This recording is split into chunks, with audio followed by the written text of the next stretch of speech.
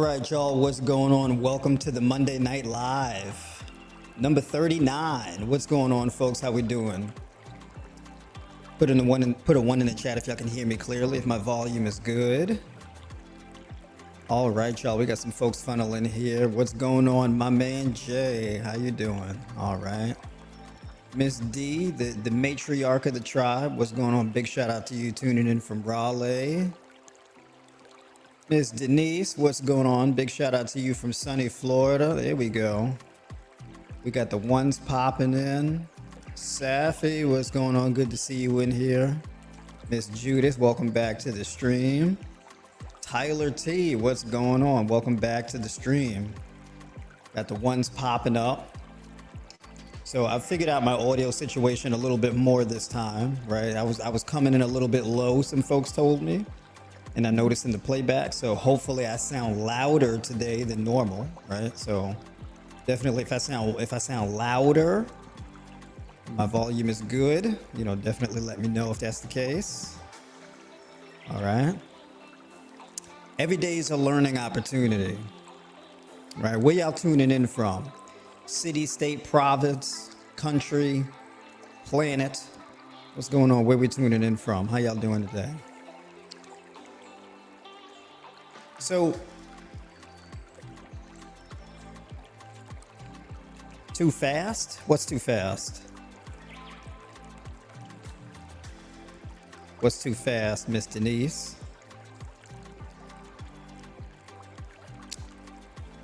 That's right. Big shout out to you tuning in from Ontario, Detroit. Look at that. We got the folks popping through. Colonia, New Jersey. Here we go. Milwaukee. All right, y'all. That's what I'm talking about. The volume is great. Yes, yes. That's what we want.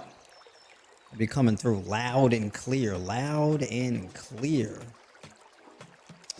Tonight is going to be a good one, right? And I might even go a little bit old school on this one, right? Because basically, we're going back to a little bit of universal law. Right, we can apply universal law to reversing chronic illness and improving our health overall. Right?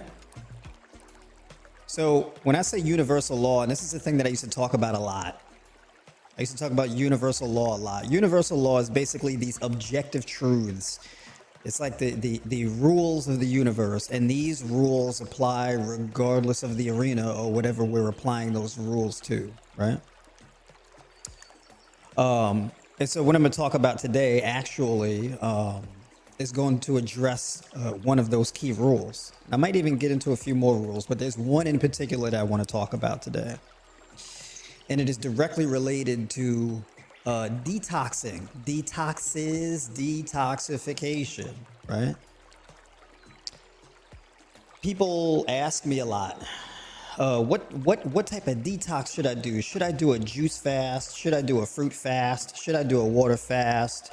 Should I do an herbal detox, right? It was a bentonite clay, activated charcoal detox, right? These types of things, right? And when people ask me this question, I don't think that most people who ask me this question really think, well, what exactly do I expect from the detox, right? And am I clear on what type of detox I should do? What am I detoxing from, right? And so whenever you do any kind of detox, it's a good idea to know what you're detoxing from. You got to clearly define what your issue is, right? And a lot of times when people are approaching their wellness goals, there's a lack of clear definition of what the problem is. And if you're not clear on what the problem is, it's going to be very difficult to have a productive conversation about what the solutions should be. Right? So I'm going to get into a little bit of that today. All right. But before I get into that, folks, I would ask you kindly, definitely, folks, smash up that like button, right? Share with anybody who you think this is going to be valuable to, right? Share this out. Hit that like button, definitely. And, you know, we're going to drive this thing up in the algorithm a little bit, right? And if you're new to the channel, subscribe. Okay, because I've been doing this every Monday. I've been streaming on a weekly basis about this stuff for several years now, pretty consistently, week in and week out, right? So those who started with me over on, as early back as Facebook and then to TikTok and now on the YouTube, right? So the live streaming, talking to the folks, live Q&A, answering questions and whatnot. I've been at it a while, right? So definitely hit the like button, and we're gonna get moving here. All right. And before I really dive into the topic, if you've been battling and struggling with a chronic health issue, or you've got some big health goals, but you're not really clear on what your approach should be, book a call with me. There's a link in the description of this video where you can book a call with me. You can sign up for my 12-week mentorship, and we go even deeper in that, right? That's all education. And I do 2 streams a week. One is public on Mondays, and one is for the private people in the 12-week mentorship on Thursdays at 8 p.m. Eastern, right? And I post the live stream replays and the live seminars and whatnot for that. So that 12-week mentorship, it's a big deal. You get access to my high raw vegan nutrition guide, and that has diet plans and whatnot baked into it, the whole meal planning methodology, my training plans, my mindset, self and development video series about discover, assess, actualize, the 3 steps to self-development, my fasting guide, whether you're doing something as intense as a 3-day rolling fast or alternate day fasting, or OMAD, 1 meal a day, or just intermittent fasting, like a simple 24 or 16/8, right? So I educate on all of that as well. And you get access to the member Discord. Okay. So that's the support group. We got the 12K daily steps challenge, the fruit bowl challenge. We post recipes and all that up in there.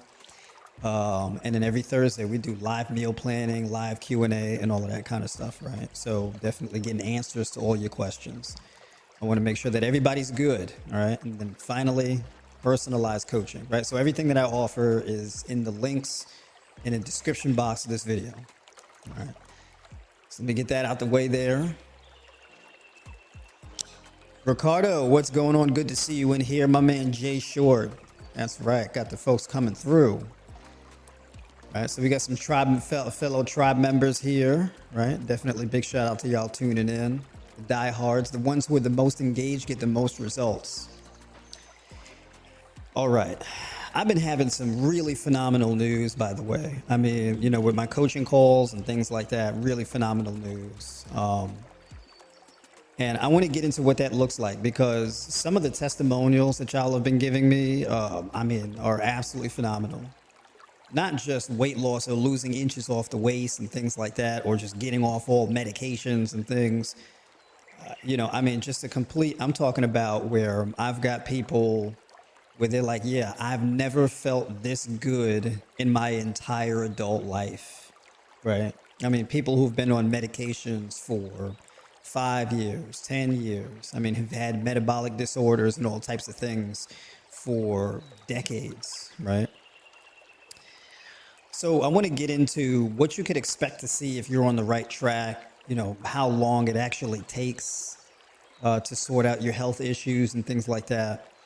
And we're going to start with that detox, right? Before you detox, there are some things that you should know. And then I'm going to tie that into universal law. Now, in particular,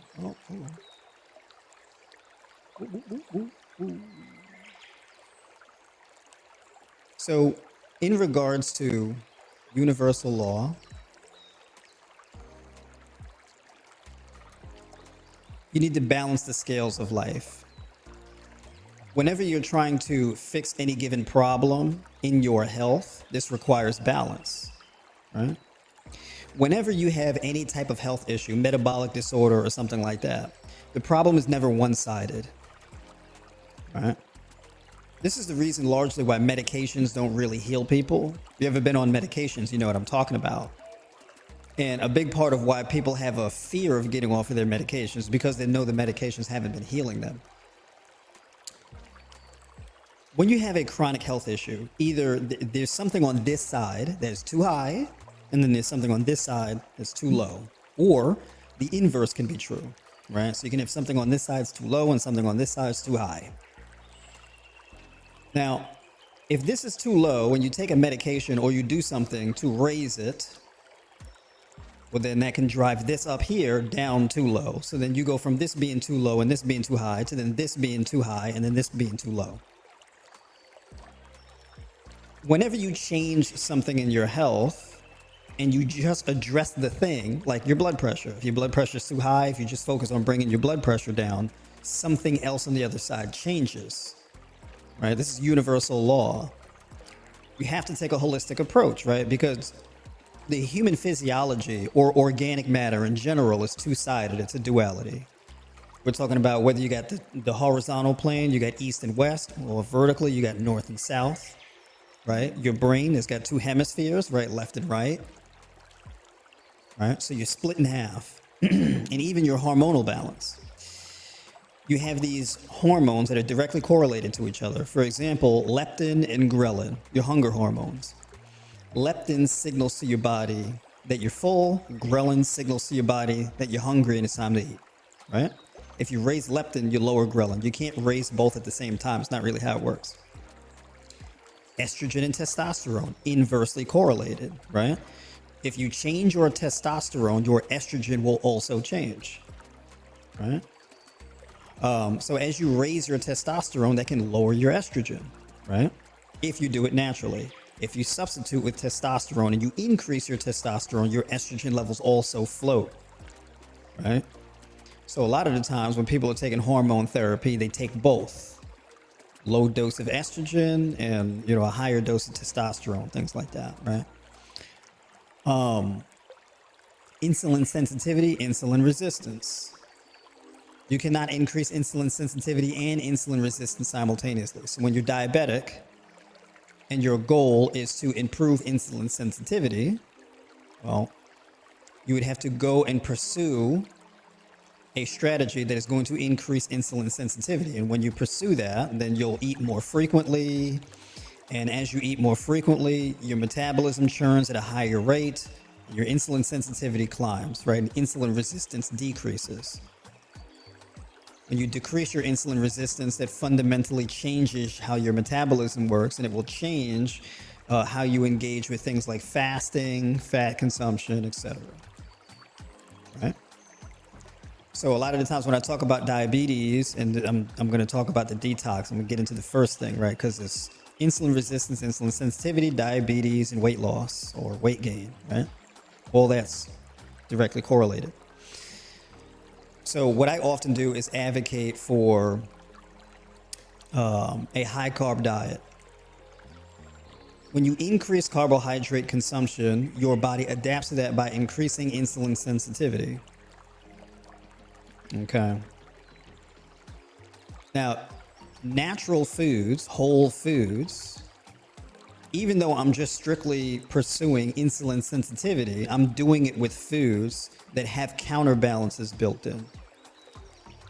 If I just pursue insulin sensitivity through medications or some type like Ozempic or something like that, I'm just going to wreck my gut. Because medications or these types of treatments are not two-sided. So your approach should be a balancing of a scale, and medications often cause the scale to be lopsided. They change one thing, they don't address everything else that moves on the other side, right? So when you eat more carbohydrates, specifically from natural foods, these natural foods are protective. Now, if I was to use like artificial frankenfoods and just have a high carbohydrate diet filled with all types of processed carbs, it wouldn't have the same effect. It would be worse, right? It could even make me more insulin resistant eating those kinds of foods rather than whole foods. And the reason why is because there has to be a counterbalance. The whole foods, they increase your appetite. You can eat more frequently, but they are also packed with the vitamins and minerals and antioxidants that reduce stress. And as your stress comes down, that reduces the likelihood of you gaining excess fat. So even though you're eating more frequently, you're also burning body fat at a higher rate, and you're improving your hormonal profile and having that more geared towards dropping the body fat and getting leaner and building muscle, etc. So these whole foods, they just don't improve insulin sensitivity, just that. They improve your entire hormonal profile because it's balanced on the scale, right? So, you don't have like a whole bunch of like processed franken foods that are loaded with magnesium, potassium, and resveratrol and these types of things. It's not really the case. So not all calories are created equal. Not all foods are created equal, right? When people talk about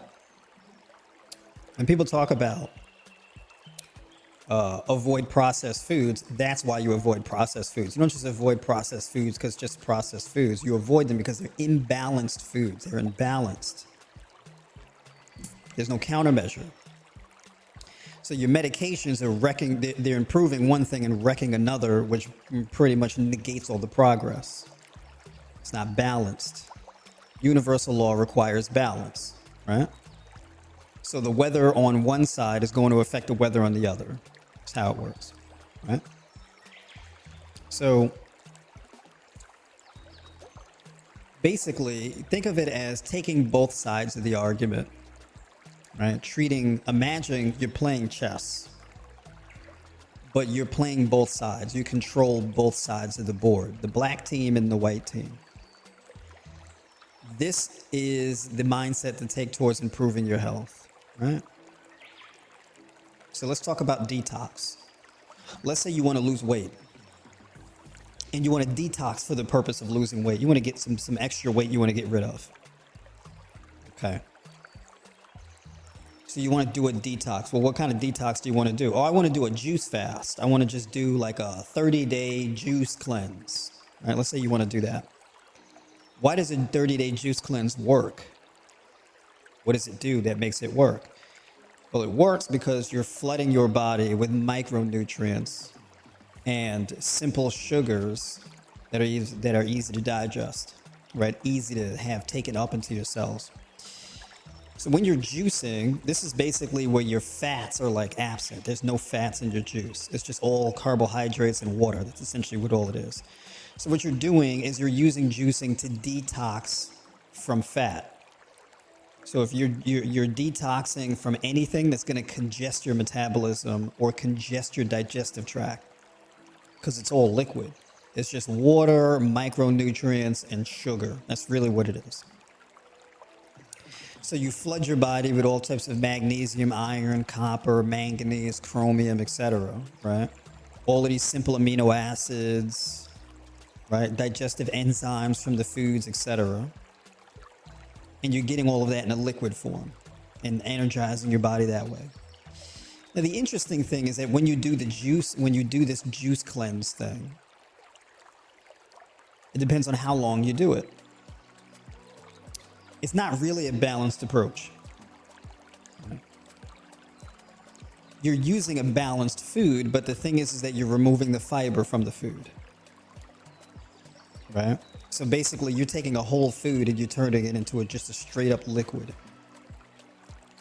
That's an imbalance because there's no fiber in the food to regulate the pace at which that glucose enters your bloodstream, how long it takes to move through your digestive tract, etc. It just moves through really quickly, right?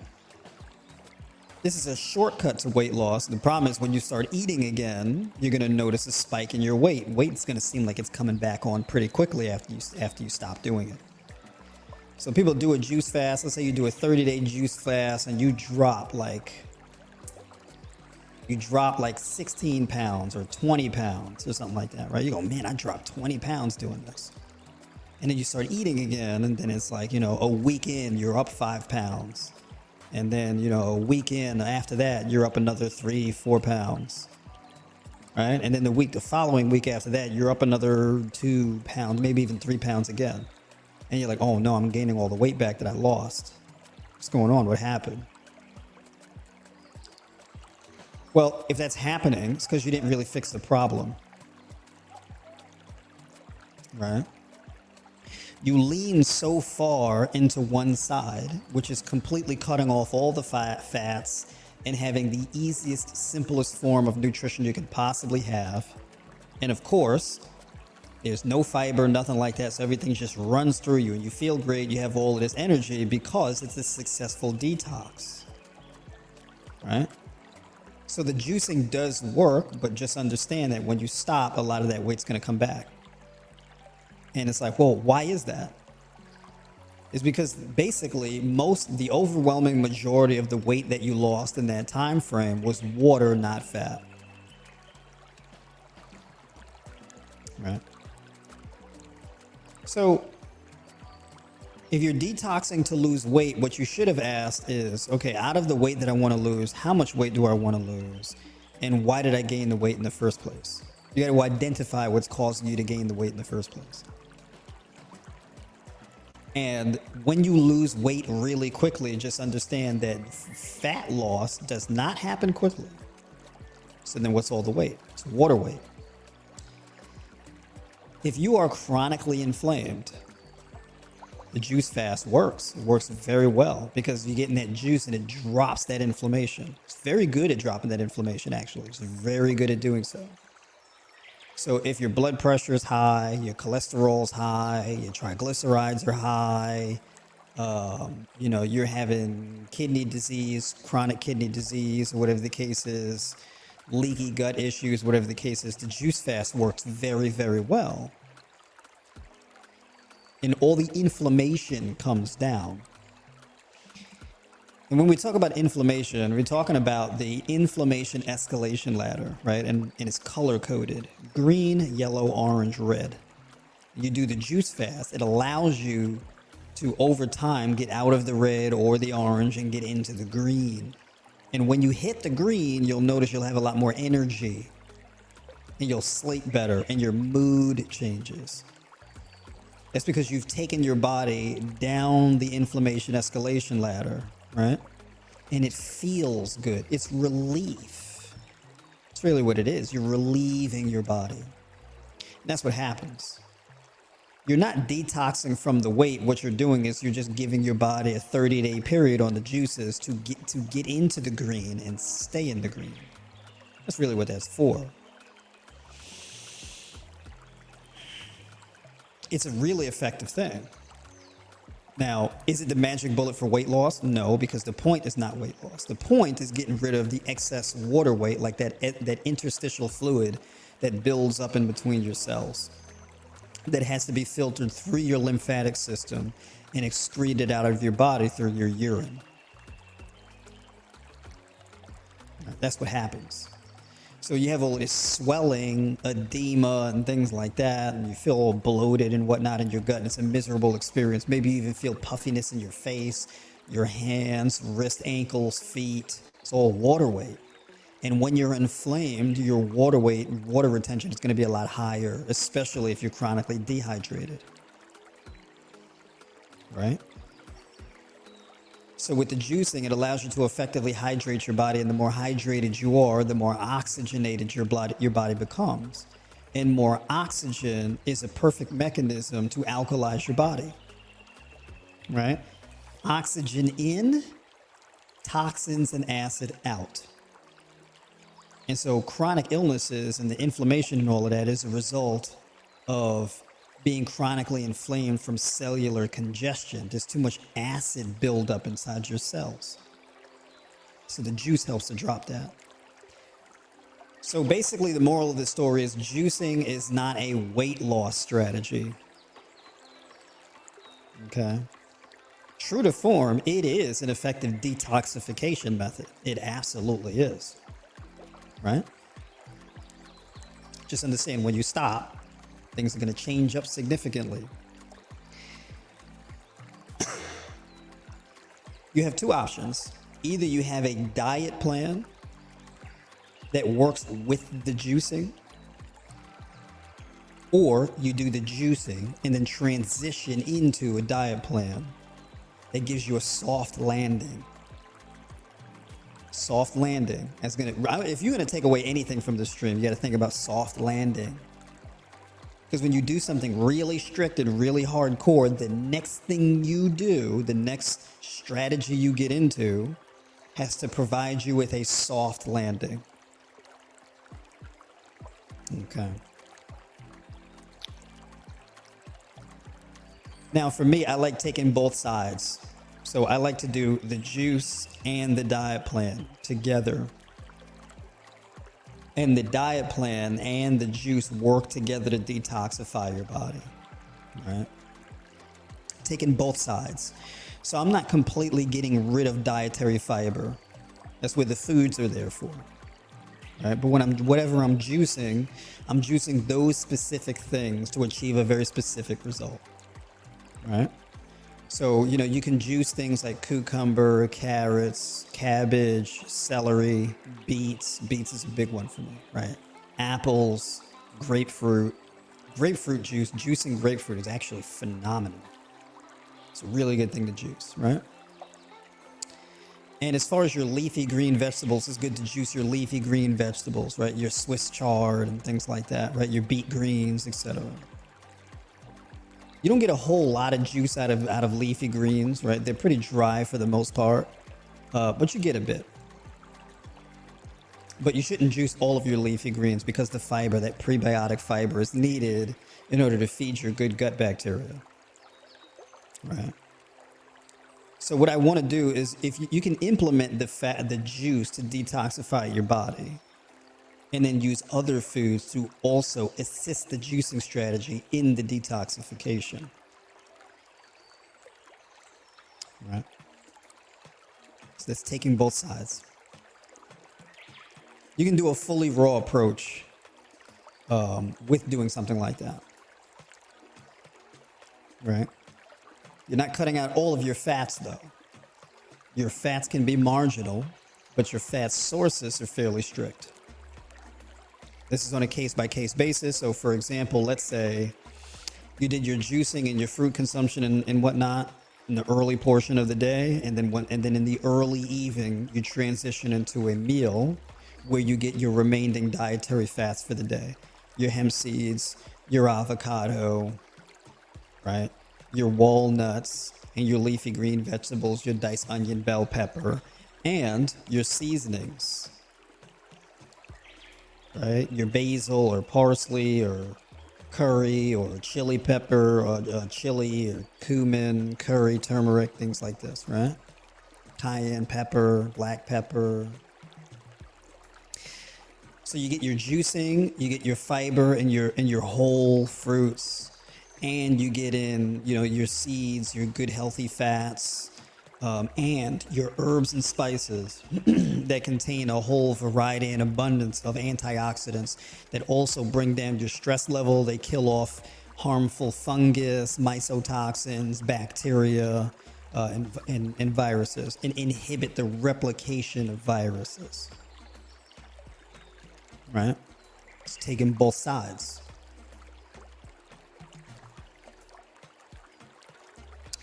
This is not a weight loss strategy. Weight loss is not a goal. It's more of a byproduct of improving your metabolism and reducing the amount of oxidative stress in your body.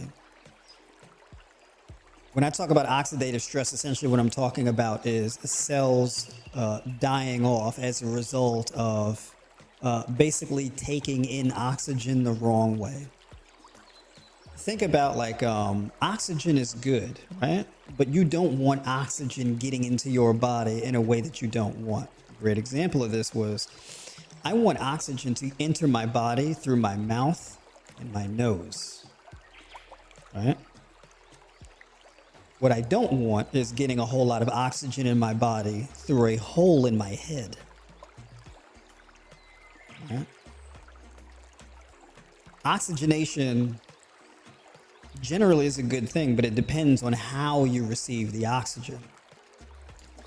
Oxidative stress or oxidation basically looks like, think about like a rust on iron. Right? The oxygen seeps into the molecular structure, has this subversive effect, and deteriorates the material, right? Loosens up and ultimately breaks down the molecular structure of that material. That's oxidative stress.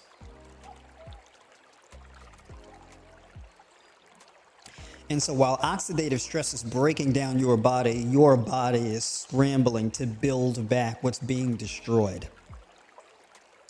Your body is kind of like trying to hold back a landslide, right? Think about like it's just coming down and your body's like trying to hold it off, right? Or like your body builds a sandcastle and the waves come in, washes it away, and then your body puts it back, another sandcastle, and the inflammation comes back, whoosh, washes it away, and just over and over and over, right? The waves are oxidative stress, wiping out your sandcastles that your body keeps making. And your body gets tired of making those sandcastles. Your body goes, oh my God, come on again. I'm here with these sandcastles. And you keep replacing back the one sandcastle, so you never get to build the additional sandcastles that you want to build. You can't build more sandcastles. You can't build bigger sandcastles because you spend all of this time and resources replacing the one that got washed away. And if we zoom out and we apply that analogy to the human health, you being stagnant and not really being able to heal is what that looks like. So either the inflammation is winning or you're locked into a stalemate. You're not winning and you're not really losing. You're kind of just running out the clock. And as time passes by, eventually you end up losing. You give way. You just can't keep up the fight for so long. All right? So the detox can good, but you should also have some type of detoxification method to your plan anyway. So we talk about what of all the detoxes, right? We got herbal detoxes, right? Where people take herbs. They do fasting with teas, herbal teas and spices. A fruit fast, like a fruitarian, raw vegan strategy where it's just all fruit. A juice fast, things like that. And some people may do like a vitamin C cleanse where they just flush their body with vitamin C and give themselves just liquid diarrhea, just liquefy and just flood their body with water to just empty out their colon, right? That's the thing. Activated charcoal and bentonite clay to try to bind up heavy metals that's in your digestive tract and have that pulled out through your fecal matter. That's another thing that people do. Right? Now, when it comes to healing, yes, detoxification is important, but building back that sandcastle larger and stronger and more immaculate is another. So we need the building and we need the detoxing. We need to take both sides. The approach always has two elements, right?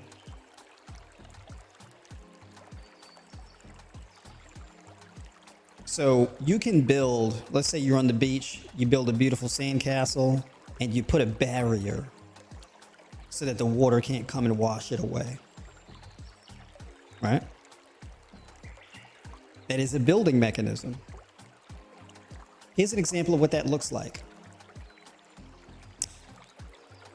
Let's say you have a diet where you implement, you have something that gives your body more zinc. You have something that gives your body more magnesium. Right, like a supplement, if you will. You have a supplement that gives your body more taurine, more magnesium, more glycine, more zinc. These are building blocks, right? These are medicinal things that help to build, right?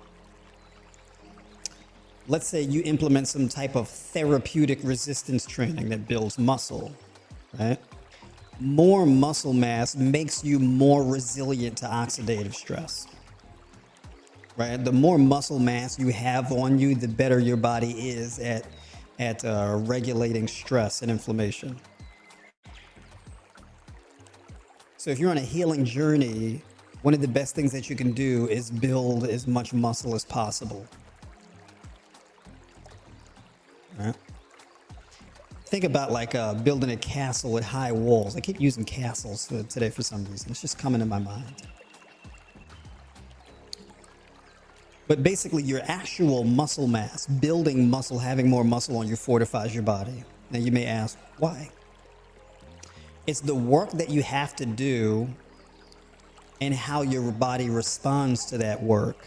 It's not just the muscle mass itself, right? It's not like, oh, I could just go and have some muscle surgically implanted in my body and boom, I'm done. It's not really how it works. The pursuit of building muscle is where the magic happens. You train in resistance training, you train hard, and you create this acute fatigue, right? This acute high intensity stress in your body, right? And when you hit your body with all this stress at one time, your body responds, pushes back hard against that stressor, right? And then your body gets all these resources and builds fortification. In particular, in terms of building that fortification, your body builds more mitochondria, right? Mitochondria is the energy producing factories inside your cells. More muscle means more mitochondria. More mitochondria means more energy production. More energy production means more energy to fight and resist against stressors. More mitochondria means more insulin sensitivity, which means lower blood sugar, right? More mitochondria means a lower rested heart rate, like mine's, which is currently at 52 beats per minute.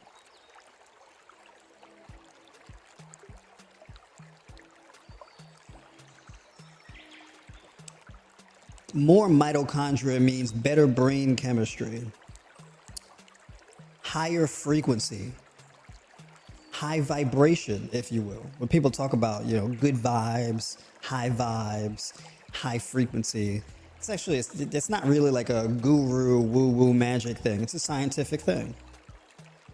Earlier, I mentioned acid and alkaline, right? Alkaline, acid, right? So alkaline in, acid out, right? Acid is a metabolite and or some type of waste product, right? That is a result of energy expenditure. So that energy expenditure builds up an accumulation of waste products that have to be purged from your cells, and it either excreted from the body or recycled back into something more useful. This is a two-sided process because, yes, you have to alkalize your body in order for your body to have leverage to push acid out. The purpose of having a more alkaline strategy for your health is because more in forces waste products out, right? If you've ever done a prolonged water fast, you'll notice that after like your first 24 or 36 hours of your fast, you don't sit down and drop a dump anymore, right? You don't do a number two anymore. No more number twos. So whatever's in your colon's not coming out because there's no food to push it. There's no fiber to push it. So it just sits there until you eat again, right? So this brings me to fasting as a detox. Fasting as a detox can work for detoxification, but it depends. Let's say you need to detox your colon, or you need to flush your colon out. You need to push waste products out of your body via your colon, via your intestines.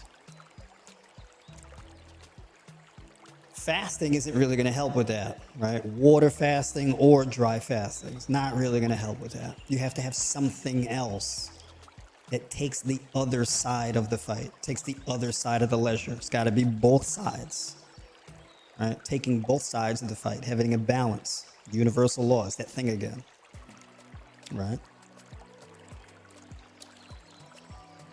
Not to say that a water fast is very beneficial. It's very beneficial for other things. Mitochondria can be water fasting can be very beneficial to mitochondrial health.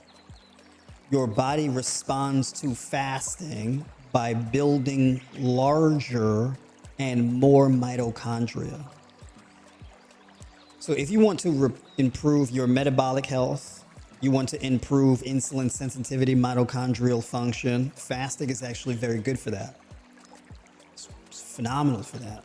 If you have the green light for fasting, because it's very effective, it doesn't mean that, everybody just has to fast. It depends on what your problem is, right? And we're going back to that thing that I talked about, accurately identifying what your problem is.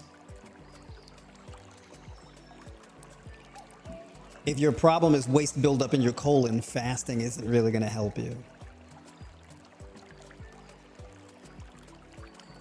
If your problem is a mitochondrial problem, well, perhaps it will. Fasting can be very beneficial, but I mean, if you have a ton of vitamin and mineral deficiencies, not really so much. Let's say you have a vitamin D deficiency, you have a magnesium deficiency, you have a zinc deficiency. Fasting may not really work so well. Let's talk about the weight loss strategy. Going back to weight loss, right? Because that's everybody's thing. Wait, I want to lose weight. Because chronic illness a lot of the time manifests as obesity. Obesity is a chronic illness. When I talk about weight loss, you have to differentiate. If you're just trying to lose 10 or 15 pounds, your approach is going to be fundamentally different than a person who has to lose anywhere from 50 to 100 pounds or 50 and above. 50, 75, 100, 120, whatever the case is. Your approach is going to be fundamentally different. If you're more than 50 pounds overweight, more than 100 pounds overweight, you're not just trying to lose a few pounds, you're trying to reverse a disease. Right? Obesity is a disease. Right? It's an illness. It's not a calories thing. Doesn't matter how many calories you cut. You can't calorie cut your way to your dream body. It's not how it works. And I've been doing this a long time, and I know that for a fact, right? Because I started in the position of, when I was younger, oh, you want to lose weight? Yeah, just eat less, move more. Simple enough. It doesn't really work that way when we start having conversations about stress management and hormonal balance. As we are not thermogenic, we don't have just a thermogenic energy system. In our body, thermogenesis is a byproduct of other things. Right? It's not like, oh, we're like a gas tank in a car. You put gas in and it just burns it and you just have heat. Doesn't work that way. Thermogenesis requires something to burn and enough oxygen in order to ignite the heat in the first place. Heat travels through oxygen. No oxygen, no heat.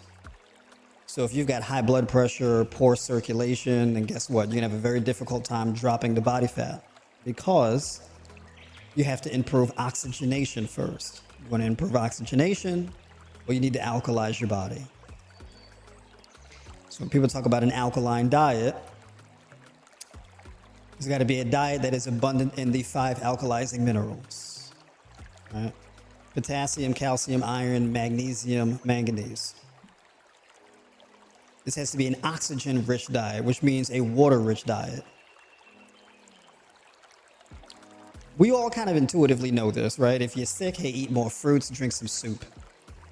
Why fruits and soup? It's because these are water-rich foods, right? When people are like, oh, I'm eating chicken noodle soup, the chicken in the noodles is not going to do anything to get you over the flu or a fever or whatever the case is. That's not going to do it. Because if you just eat some dry chicken and noodles, it'll make you worse. The soup, it's not just water either. The soup is loaded with broth, either coming from bone marrow or coming from vegetable stock. Right? And that broth contains all types of antioxidants, right? And then if you're putting herbs and spices in the broth, well, herbs and spices are largely just straight up medicinal. Pound for pound, the most medicinal antioxidant-rich substance on the planet.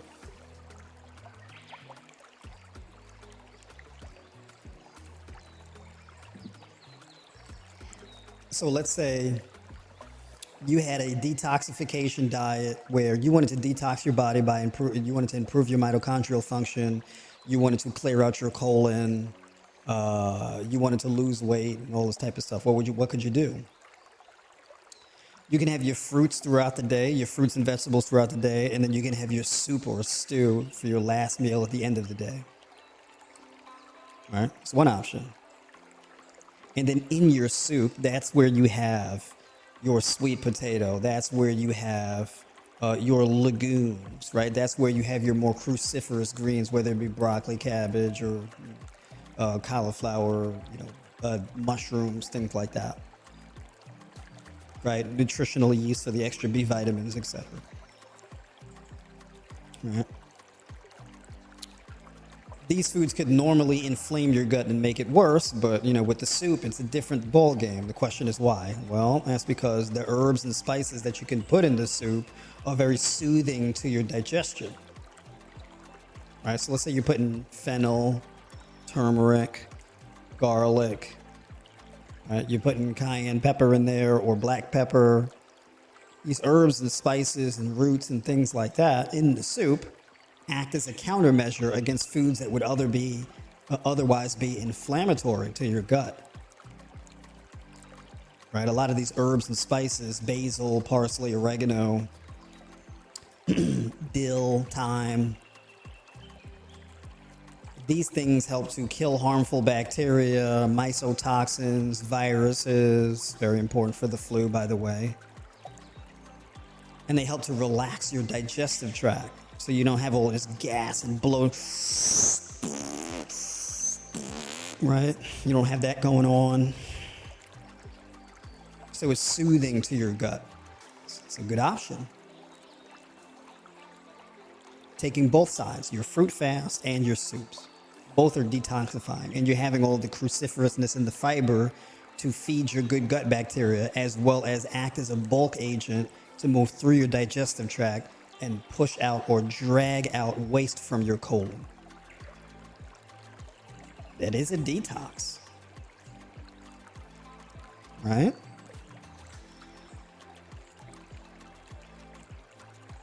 I'm drinking ginger tea with cayenne pepper in it. That's what I'm drinking here, for those who want to know. I got to get my nettle tea and get on that.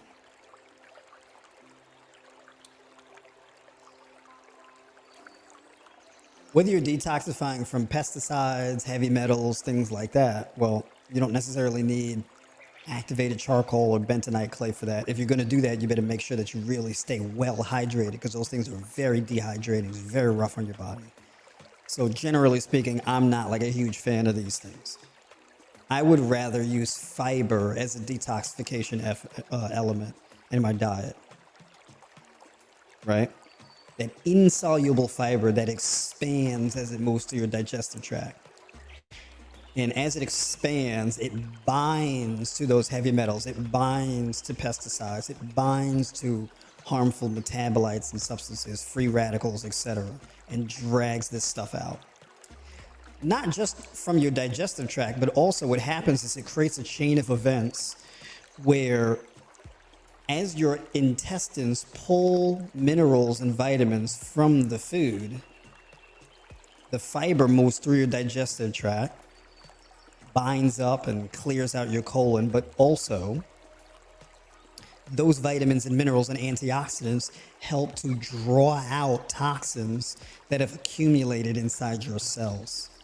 And they do that by pulling and pushing at the same time. Both sides. It's a wheel. If you have cellular congestion and that cellular congestion is expanding, and as it expands, it creates more oxidative stress, you have to have something going in to push toxins out, and then you have to have something that catches those toxins and helps to draw them out. There's got to be this flow through your cells, right? And then as those toxins leave your cells, they flow through your lymphatic system and they get drained out through your kidneys, and whatever can't be recycled will be excreted from your body. Right? Food generally does this. Food is a very good counterbalancing mechanism because it clears out your intestines, it forces oxygen and water and whatnot into your cells and pushes toxins out and facilitates a clean flow through your lymphatic system and out of your body. It's a detoxification through foods, herbs, spices, roots. Right?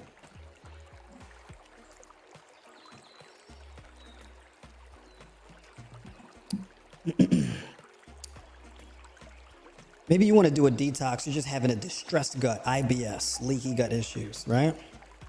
You eat and then your gut just blows up. Crazy gas, right? Indigestion, heartburn, right? You go from having low stomach acid to high stomach acid, low and just up, down, right? So let's say your problem started where you had low stomach acid, but then you eat and your gut goes nuts and you get this acid reflux because your body swings in the opposite direction. And you get all this acid reflux, and then you take some kind of calcium bicarbonate, right? Something fizzy, that Alka-Seltzer or whatever. Tums, right? And you drink that down. And then it hits your gut and it brings the acid down. So you get some momentary relief, but then you're back down to having that low stomach acid again. Right? So you stay on the swing, up and down, up and down. So what happens when you have foods that adjust, where they bring your stomach acids to the adequate level, but not too high? You don't bring them too low, don't bring them too high. It's right there. You have foods with digestive enzymes and, foods that provoke bile salt production by improving your liver health, decongesting your liver so that you have better gallbladder health, etc., right? So let's say you have these low stomach acid issues. Well, you can implement things like apples and pears. All right, people sleep on apples and pears. Apples and pears are phenomenal for your gut health, right? Things like grapefruit or citrus fruit, lemon water, lime water, right? That citrus, really good for that low stomach acid issue, right? And let's say your stomach acid issues, you have these low stomach acid issues, and so this becomes a breeding ground for mycotoxin buildup, or SIBO, right? That small intestinal bacterial overgrowth. And then as that bacterial overgrowth happens, it shoots up your stomach acid, and when you eat, you get this acid reflux, and it's just this nasty, volatile thing. So you can swing between the gas and the bloating, and the acid reflux and the vomiting is a miserable experience. So you have a diet that adjusts for both. Now, let's say you hedge. You get your fruits in, things like pineapple, pears, apples, grapefruit, right? Things like this. And then you pair that with leafy greens like spinach and watercress, or, kale, arugula, whatever the case is, right? And then you have ginger. So let's say you drink ginger tea. Ginger tea is one of the best things you can drink for your gut. So you do ginger tea, you can do nettle tea. Nettle tea is another one, phenomenal. Oregano, right? Turmeric.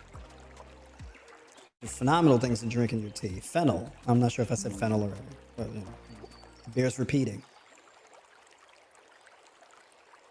So you have your teas work in cooperation with your foods. It's taking both sides. It's not just one thing that you implement in your diet. There's twos. Taking a two-sided approach, right? That's the thing I'm talking about.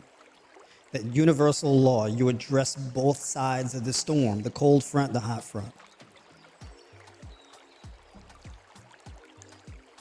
Right? The inflows and the outflows, you got to manage both. So when we talk about detoxification, we have to be very specific on our problem. Low acid, high acid, insulin resistance, backed up colon.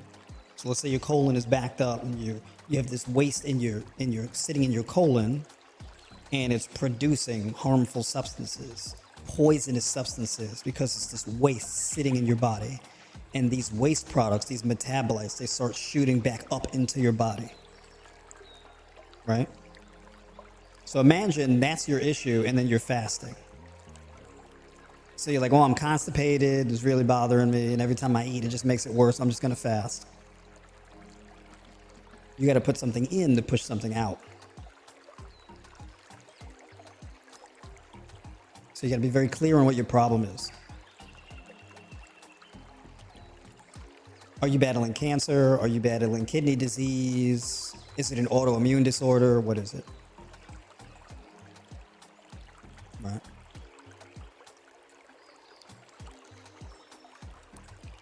So I wanted to make that point very clear and concise. I wasn't going to go too long on that point.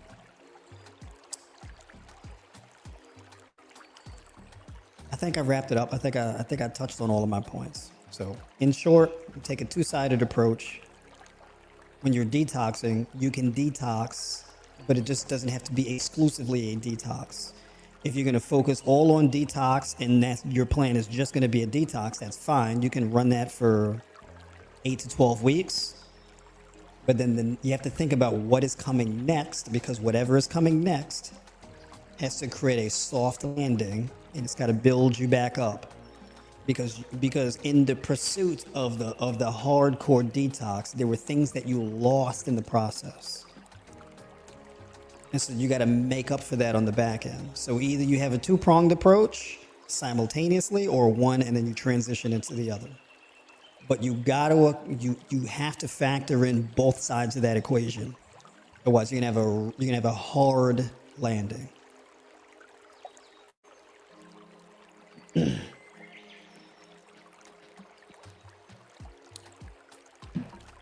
Let me get into these comments right quick. We got a good bit of comments in here. Folks, hit the like button. Like the stream if you like the stream. Let me address some questions here. All right, let's see. My situation is complicated because I need to heal from leaky gut and SIBO, but I also have severe perimenopause symptoms. So when I fast, I stress my adrenals and get hot flashes, etc. Yeah, the fasting, so in particular, fasting can be very detrimental to you, right? Whatever progesterone you have, if you're dealing with a lot of stress and inflammation and then you fast on top of that, it'll crush your progesterone levels, right? And that can push you into menopause faster as a result. So you have to eat your way out. In terms of having things like a leaky gut and SIBO, leaky gut often facilitates things like SIBO, right? So as far as the SIBO issue, those herbs, right, that becomes a big deal. So your ginger, your fennel, turmeric, garlic, right? These things become a big deal. Peppermint, people sleep on peppermint. Peppermint tea is phenomenal for soothing the digestive tract, for easy, smooth digestion and bowel movements, right? Peppermint's a big deal. So I think what I've said tonight as far as the gut health issues, I think that would pan out very well for you. If you need a more personalized approach, book a call with me, right? Hit the link in my bio, book a call. We can talk more explicitly about the steps that you can take to address your adrenal issues, improve sleep quality, reverse SIBO, that kind of thing. The gut health issues are a very delicate issue because there's a lot of different elements combined. It's the health of your intestines. It's also the bacterial makeup in your gut, and then it's also how effectively you're clearing your colon. So you have to address everything, because if you don't address everything, something's going to slip out the back door, and you're never going to fix it.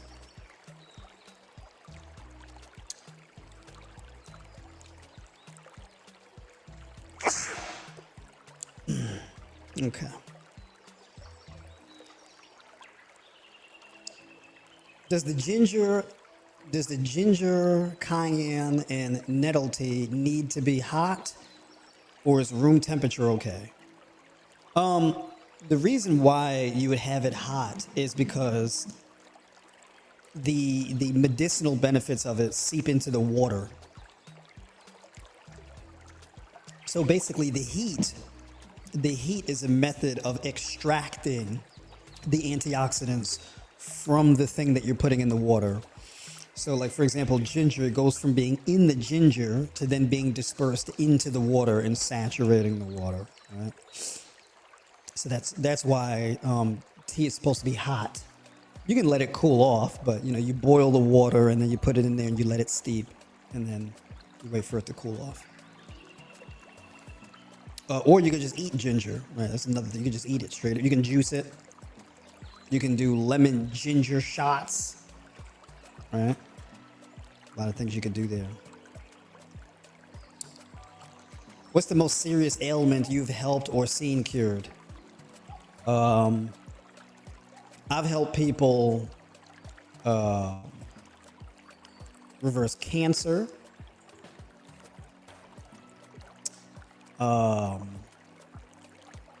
autoimmune disease like lupus, Guillain-Barré, Hashimoto's, PCOS. Right. Endometriosis. I've had really good success with that. Diabetes, had really good success with that, and kidney disease. And I've had a lot of success with people with kidney disease. The caveat is I haven't really been able to help people where their EGFR is below 20%. If it's below 20%, I mean, chances are, it's a wrap.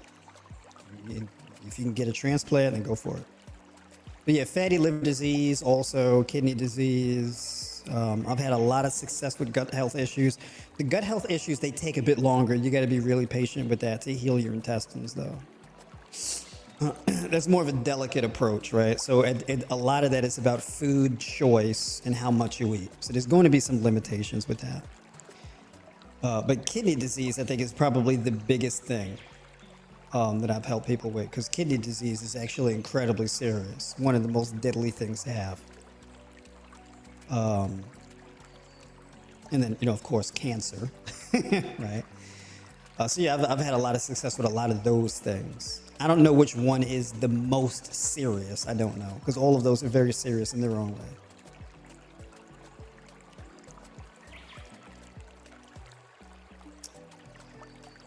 I'm salivating and excited for the fruits this season. Oh, I've been getting into it. I've been going off. I went off yesterday. I went nuts with the eating yesterday. I got nearly 500 grams of carbs in yesterday. I've been eating like a whole pineapple at a time and whatnot. It's ridiculous. Did green juice for the winter. The summer will be watermelon, cherries, peaches, and nectarines. There we go. That's right. That's right. The analogies, yeah. Everybody loves a good analogy. How does the body release extra sugar? Well, generally speaking, your body releases extra sugar. When you say extra sugar, releasing extra sugar, you mean like basically urinating it out, right? So you can have high levels of glucose in your urine, which is bad. But as far as how does your body release extra sugar, typically it's through urine.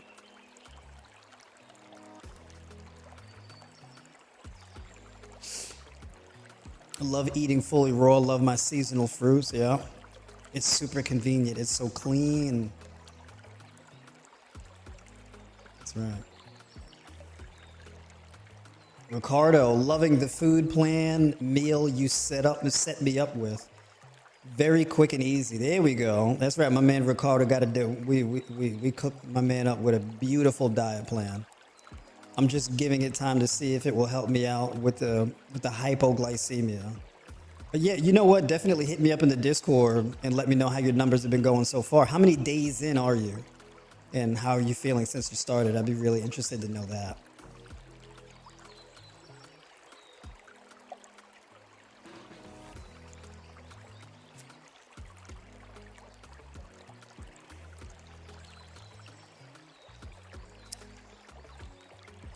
I have lupus, and coach has helped me to the point I have no symptoms anymore. So I believe the illness can be resolved appropriately through a good diet. That's right. Dee is a true believer because she's been rocking with me forever, because we made miraculous improvements. So yeah, all of them issues are largely over with, right? So definitely big shout out to you and all your success.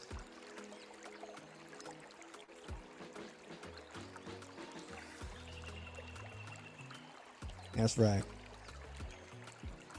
You are more than welcome. All right. Do we got any more questions here? We're a little light tonight. All right. Well, there we go. Quick and easy tonight. If you need additional help, definitely hit the link in the bio, book a call with me, or sign up for the 12-week mentorship. What I do is educate. I'm big on educating, right? So I'm not here to be hawking all kind of products and whatnot. My deal is basically giving you the information that you need in order to be able to understand your issues. Not just telling you what to do, but telling you why things are happening, what's happening, why it's happening, and what you can do to influence it and get things on the right track. So that's a big part of what I do, is provide solutions, right? You can take these solutions with you through the rest of your life and be able to deal with whatever issues you have. All right. So having said that, I appreciate everybody for tuning in. And if there are no further questions, then, we're going to head out. And I will see y'all next Monday, 8 p.m. Eastern.